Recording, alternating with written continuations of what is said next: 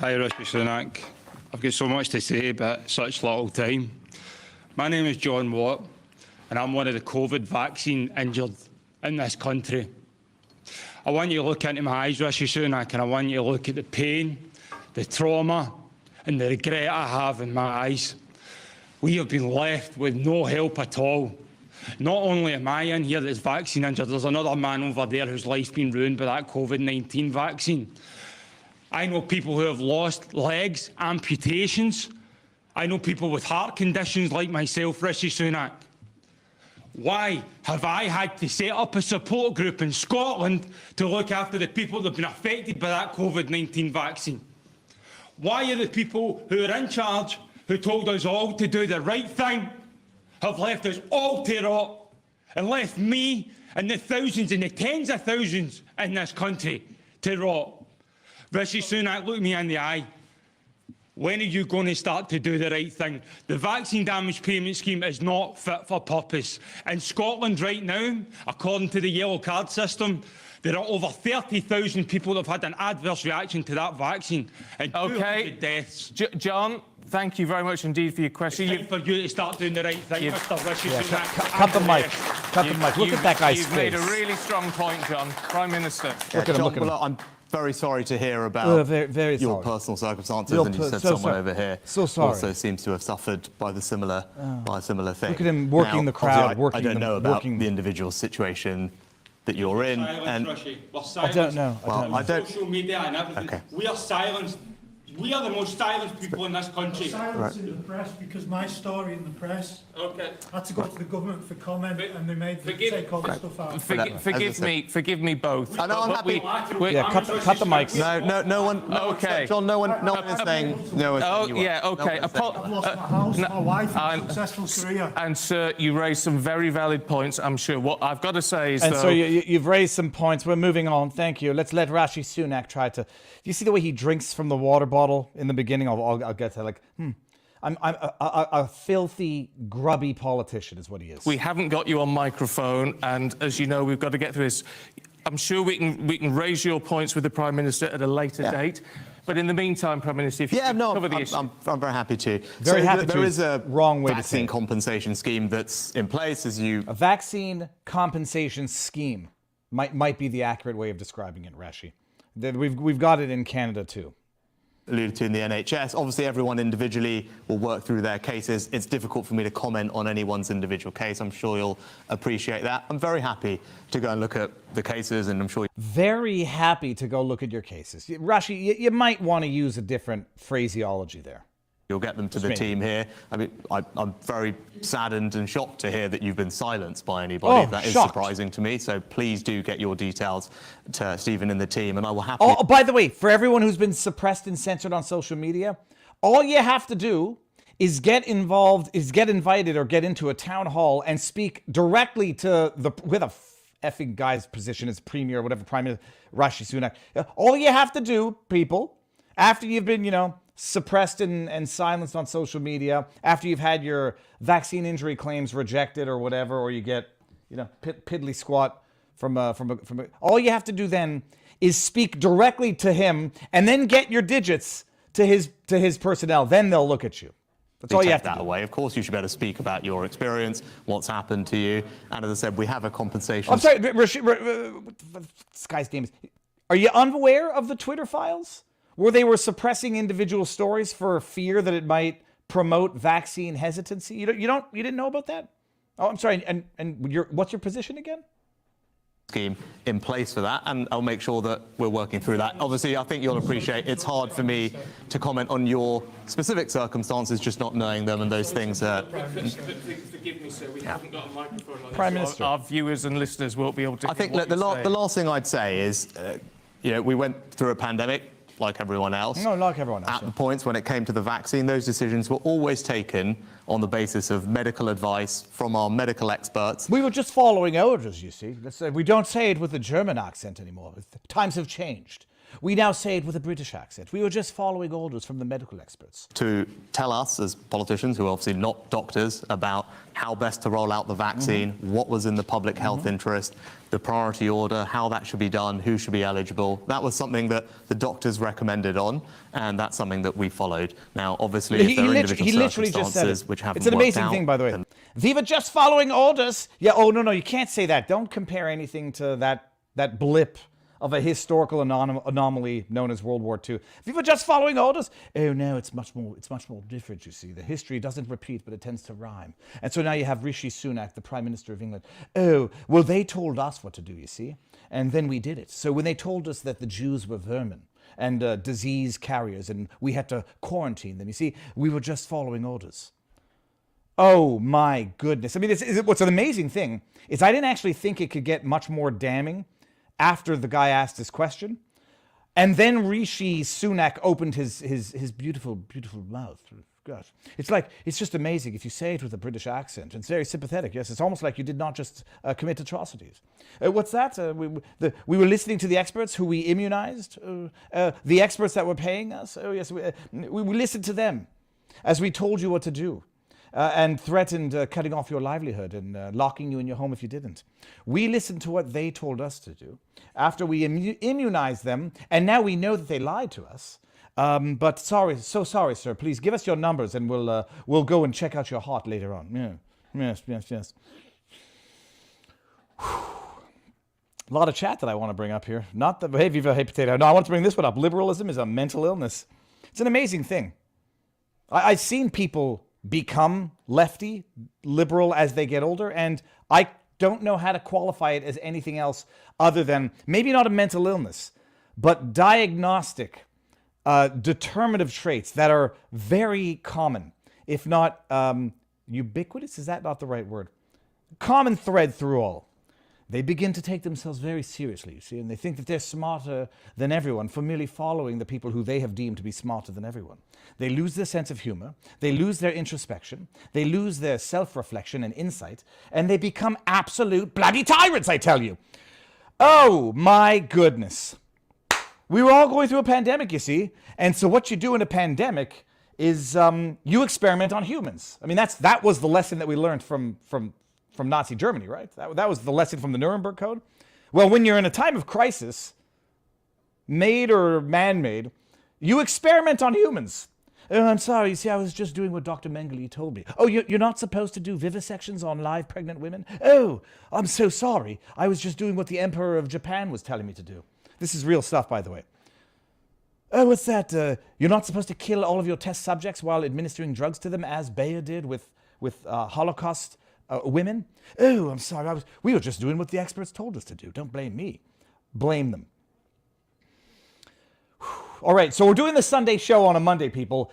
If I look, I'm looking at myself. This bag under my eye here might be the harsh lighting. If I look tired, it's because I'm tired. My wife has not left me forever, but she's left me. She went back to Montreal for a week, and she's coming back very shortly. Parenting, I've said it before. I'll say it every time she leaves. Parenting is a two-person job. I don't know how single parents manage career, kids, all of that stuff, pets, and sanity.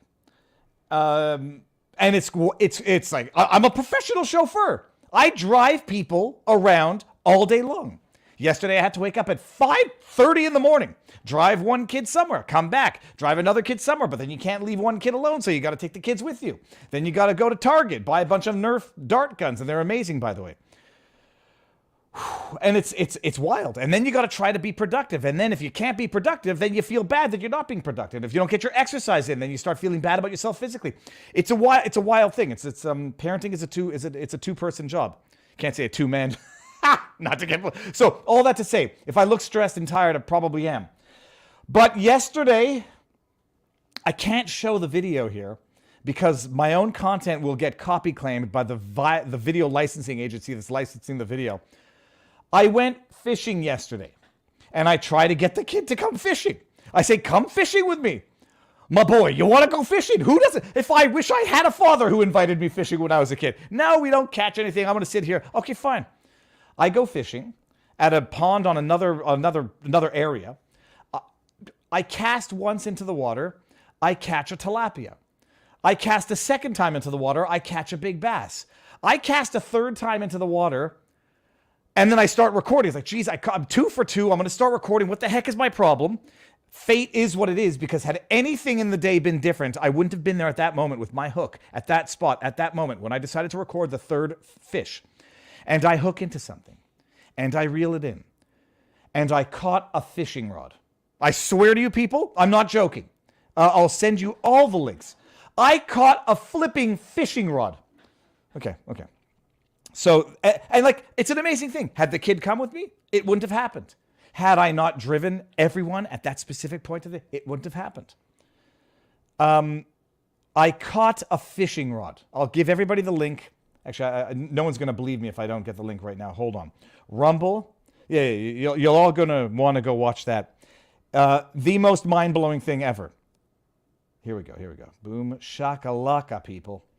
And the tilapia was good. I mean, it was one of those disgusting retaining ponds. I mean, I'm not eating that crap in a million years unless, the zombie apocalypse comes. If the shit hits the fan in the world, I'll be able to hunt iguana. I'll be able to hunt and fish and, get all the stuff. I'll be able to survive. Yeah, but I caught a fishing rod. All right. So until Barnes gets here, by the way, we're having an amazing show tonight. There's so much to keep up with. Oh, by the way, all that, I'm so busy because my wife is out of town. Feel sorry for me. It's only because I didn't do all of my homework. So it was sort of like the dog ate my homework, except it's my wife is gone. I couldn't do all my reading, Robert. I think I did everything though. So we'll see. I was about to say something. Let me see. Just because I'm painfully, cripplingly neurotic. This stream contains a paid promotion. Because it does. And by the way, it's a new sponsor. And it's okay? I'll show you what the grains look like, and then I'm going to get into the spiel. Look at this. It is, everything about it is magnificent. The smell, the branding, the packaging, but above all else, the taste. Hold on a second. I got to share the screen. 1775, by the way, they've gotten around, if you say 1776, like Vivek was doing during his run, hey, Owen Schroyer went to jail for saying 1776. I'm joking. But this is the year before 1776, and it's coffee, and it's damn good. On a scale of 1 to 10, how much do you hate shitty coffee? They let me swear. For this one. I hate shitty coffee. I mean, like with such a passion. When I drove my kids somewhere yesterday, I had to drink Starbucks coffee. I hate it. This morning, I ground up the coffee and I made 1775. And it's like, I'm like before 1776. It's like I see into the future. I hate it. And this is why I'm excited to introduce you guys to a company revolting against shitty coffee, 1775 Company. And by the way, I'll show you, it says exclusive partnership with Rumble. In 1775, the world was awakened to a new era, and now 1775 Coffee is bringing you a coffee that embodies the revolutionary spirit. Crafted with passion and precision, our beans are ethically and exclusively sourced from the finest farms in Bolivia. Geographically, I'm going to see if I can drive to Bolivia. I think I can. 1775, it's a farm-to-cup journey. Ensures the highest quality, authenticity, sustainability from start to finish. With each sip, it's strong coffee, by the way. If it's not like that, it's not tea water. It's strong, bold, robust, much like me. 1775 takes pride in offering customers truly exceptional coffee experience, premium coffee collection, but their dedication to this revolution extends beyond the realm of taste. Safeguarding freedom of speech is a critical right now, which is why they've joined specifically with Rumble in defense of one of our most fundamental rights. We're going to get to the other one, Second Amendment, which is under attack in Hawaii. Freedom of speech. Coffee that's sure to awaken all senses, including the sense of freedom. Go to 1776.com/Viva. Promo code Viva for 10% off your first order at checkout. It's delicious, period. That's it. Like, hands down. And there was something else I was going to show you about it. Yeah, it's amazing. Okay, that's it. Thank my sponsor. The link is in the pinned comments, so go check it out. And the things, look, everybody hates shitty coffee, period. I hate shitty coffee so much. I remember to this day, if I ask my wife, she'll remember it. The worst cup of coffee we ever had. I can't call her right now. She's busy. It was in Newfoundland. It was like someone put out a cigarette in a cup of warm tea water. This stuff, this will put hair on your chest, which I don't have. Okay, pinned pinned comment in the chat is the Rumble link. You all know the rules. We start on YouTube, Rumble, and vivabarneslaw.locals.com, which I should have made sure we're good on. Oh, we good. We're good on vivabarneslaw.locals.com. We're good on Rumble. We are. These things here that you see called Super Chats or Rumble rants on Rumble. YouTube takes 30% of that. The best way to support what Robert and I do, if you want to, is vivabarneslaw.locals.com. $10 a month or $100 a year. And you get a ton of exclusive stuff. We're going to talk about Barnes' hush-hush on Taylor Swift, because if he bet according to his hush-hush, he would have made some money on the Super Bowl. We'll see what happened. I don't know how it went. Dude, what is that? Come on, Jake. Jeremiah, get out of here. I took your Okay, look. These are both jokes. I never give medical advice. You can't catch chlamydia from a fish. All that to say, thank you for those two wonderfully hilarious comments. And while we're on the topic of streams, hold on, put me on pause there. King of the Biltong says, I am the Biltong guy from the Quartering. Mind if I drop a rant for Biltong on your channel? I don't want to infringe on your channel if you have an issue. Dude, first of all, I can't control who super chats. Biltong, do it. And by the way, I'm going to taste that. I had Biltong, bring it on with the Biltong. That rhymes. Occupant 42, I know. Okay, let me see. You wouldn't believe the size of the fishing rod that got away. It was this big. And then we go, that's from Occupant 42. And Mac Grendel. David, you and Robert and many others in the alternative media world are doing heroic work, bringing important information forward that inconveniences the powerful, has risk. Oh, bringing forth information forward that inconveniences the powerful has risk. A small token of thanks. Thank you very much. And speaking of which, before I bring in the bar, and speaking of, there's just information that they don't want you to hear. Hold on. Where's today's vlog? I don't care that I'm being clearly throttled on YouTube. So go watch it on Rumble. Just to give you a little to whet your appetite. I wonder why they wouldn't want John Podesta to be compelled to be submitted to Senate confirmation hearings. That's me. I know that guy. I had dinner with him last night. He's amazing. And I just want to get to the one Viva part. Fry, former Montreal litigator turned. We're going to talk about this tonight, but I want to just get to the one part, and it's right about here. Here, just this part right here. Then I'm going to bring in the Barnes, and we're going to bring on the party. Right? Jeez Louise, how long is that clip? Here we go. Listen to this, people. The lawmakers either ignored or declined to comment when contacted by Fox News Digital. Now, in his Didn't know what they had, what they didn't have. I knew that they had. Come on. One email in particular. One email. Alrighty, people, you all remember this thing called Pizzagate. It was a hoax, Total right? hoax. It was a totally fake thing. Don't talk about it. I must say, YouTube, if you're watching, Pizzagate was a hoax. I do not believe it. I do not think that there was any sort of clandestine basement operation, child trafficking ring out of Comet Pizza. I do have one question, however. What the hell is this email about, John Podesta? This is an actual email email. John Podesta. You've all seen with it, a response but from let's just him. see it one more time the before Sandler we Foundation. ease into This is the email. subject of the night. This was his response, and you asked me, I don't know what they were talking about in there, but what the hell were they talking about in that email? Hi, John. The realtor found a handkerchief.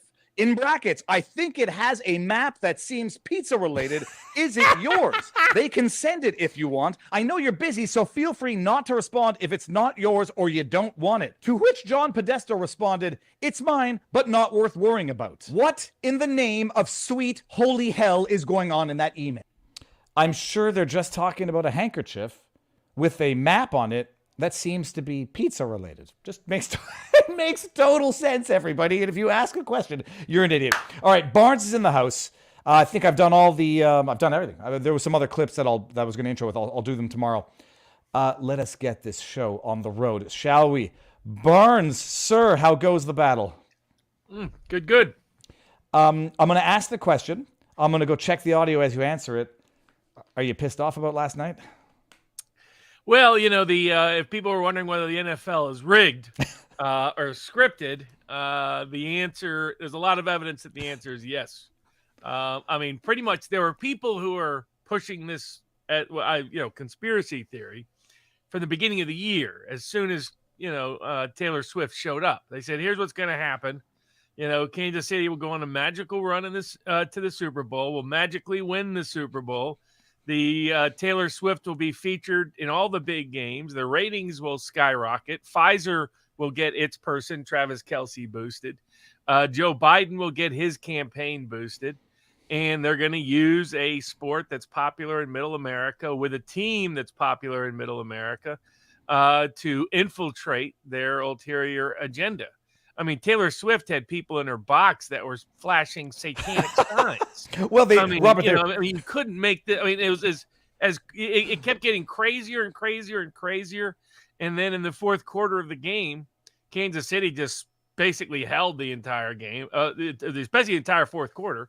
They were getting killed, their offensive line. Magically, no penalties called on them. On the other hand, the only holding calls in the entire game on any offense are called on San Francisco at key junctures in the fourth quarter. So now they had a lot of other luck going for them as well. I don't know whether they did a deal with the devil in Vegas or not, but the Lady Luck was surely on their side. But yeah, I mean, for those people that went in saying, hey, it's going to be rigged, the refs are going to rule and, you're going to find key calls at key times, disproportionately favor Kansas City again for the third straight time in the playoffs. And then at the end, you have the commissioner of the NFL, Roger Goodell, chatting it up with Taylor Swift. So, it does look like the NBA has had this problem for a while where the league started manipulating games during the Michael Jordan era and continuing to favor certain celebrities in order to boost its ratings in Middle America and with the normies. And a lot of your purists, your old school fans, quit watching basketball because it became not only later a politicized sport, but a rigged sport. So much so that an NBA official got run out of the league and criminally prosecuted simply because he tipped off gamblers about how rigged the game was. It wasn't being rigged by him; it was being rigged by the league. So it's it is sad to see. I mean, I still like the American football sport. I know it's not everybody's cup of tea. The Super Bowl is a great American tradition historically, and one of the greatest sporting events watched annually around the world.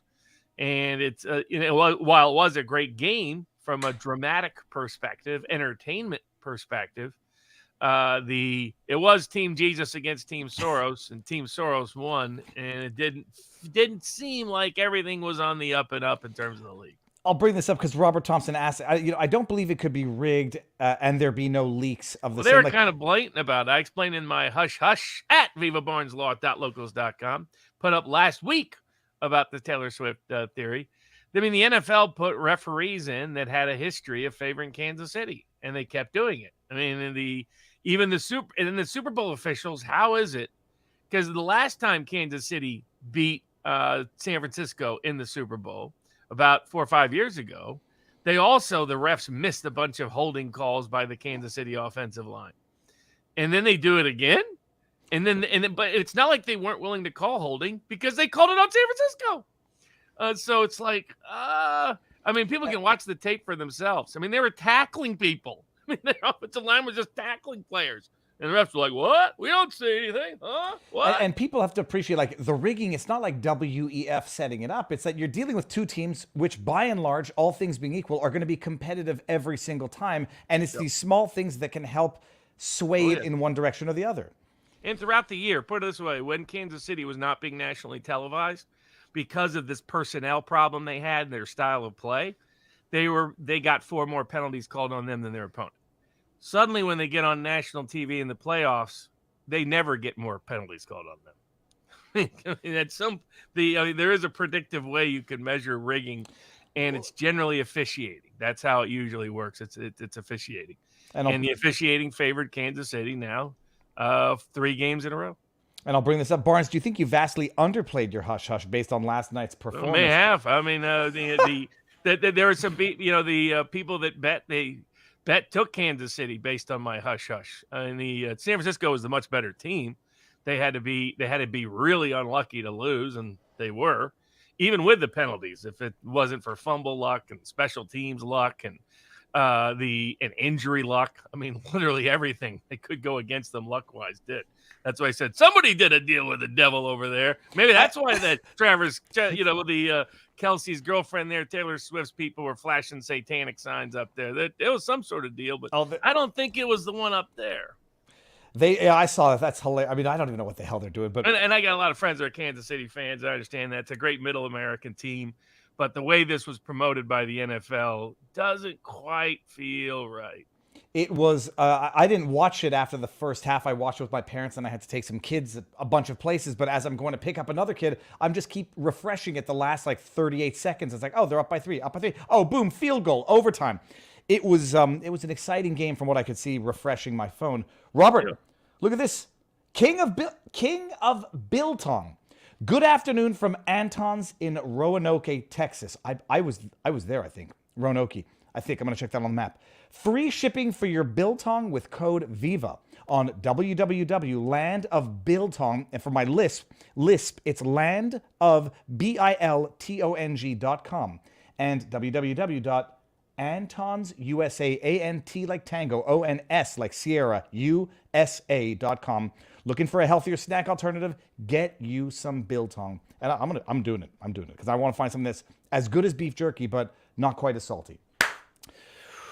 What do we have on the menu tonight, Robert? A lot of good stuff. Yeah, we do. We got Amos Miller update. You got the big case. You may have already talked about it. The big case in Canada.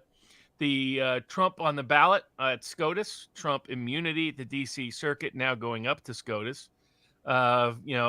Big Fannie Willis in a little bit of trouble in Georgia. The immigration bill that they tried to sneak in this past week. Tucker goes to Russia and talks to Vladimir Putin. Which produced some of the greatest memes in interview history. Biden gets covered up for all of his actual crimes that he accused Trump of committing. Hawaii says, Second Amendment? What Second Amendment? Aloha, Second Amendment. The goodbye version of aloha, not the hello. As you predicted, the shooter mom convicted. What are her appellate chances? We've got cops beating a guy up and claiming immunity.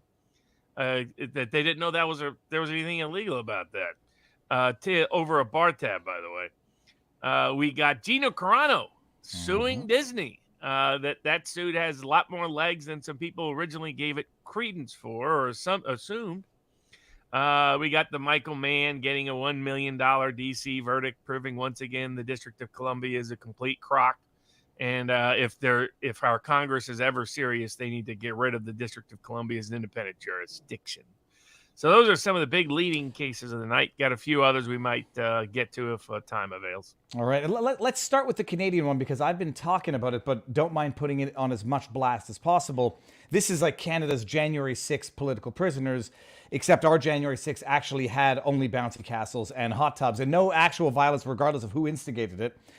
These four men, I'm going to mess up their names, is Jerry Morin, and Chris Lysak, who just got out. But four men accused of conspiring to murder an RCMP police officer. It was the linchpin of declaring the Emergencies Act.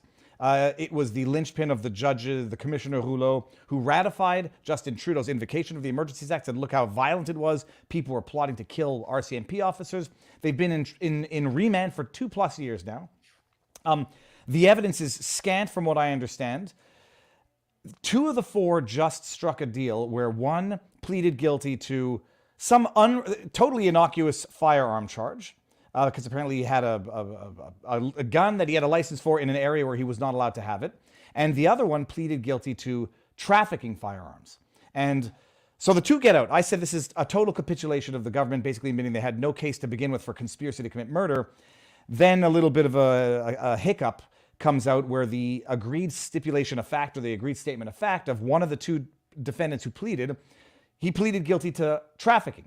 And the trafficking was for a criminal purpose to X and Y, who are presumably the other two defendants.